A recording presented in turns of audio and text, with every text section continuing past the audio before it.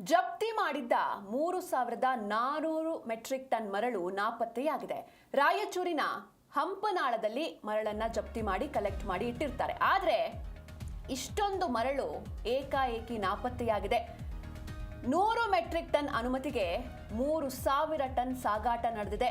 ಆದರೆ ಇಷ್ಟೆಲ್ಲ ಆದರೂ ಕೂಡ, ಅಂದ್ರೆ ಮರಳು ನಾಪತ್ತೆಯಾಗಿದ್ರೂ ಕೂಡ ನಮಗೆ ಇದರ ಬಗ್ಗೆ ಯಾವುದೇ ಮಾಹಿತಿ ಇಲ್ಲ ಅಂತ ಪೊಲೀಸರು ತಿಳಿಸ್ತಾ ಇದ್ದಾರೆ. ಹೀಗಾಗಿ ಮತ್ತೊಂದು ಕಡೆ ಗಣಿ ಇಲಾಖೆಯ ಉಪನಿರ್ದೇಶಕರು ಕರೆಗೂ ಸಿಗದೆ ಗೈರಾಗ್ತಾ ಇದ್ದಾರೆ.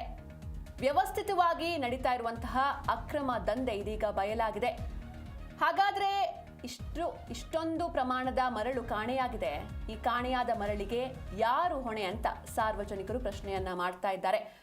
ಪೊಲೀಸರು ಹಾಗೂ ಅಧಿಕಾರಿಗಳಿಗೆ ಸಂಬಂಧ ಇಲ್ಲ ಅಂತ ಗುತ್ತಿಗೆದಾರರು ತಿಳಿಸ್ತಾ ಇದ್ದಾರೆ. ನೋಡ್ತಾ ಇದ್ದೀರ ದೃಶ್ಯದಲ್ಲಿ, ಇಲ್ಲಿ ಜಪ್ತಿ ಮಾಡಿರುವಂತಹ ಮರಳನ್ನ ಕಲೆಕ್ಟ್ ಮಾಡಿ ಒಂದ್ ಕಡೆ ಹಾಕಿರ್ತಾರೆ. ಆದ್ರೆ ಇದರಲ್ಲಿ 3,400 ಮೆಟ್ರಿಕ್ ಟನ್ ಮರಳು ನಾಪತ್ತೆಯಾಗಿದೆ.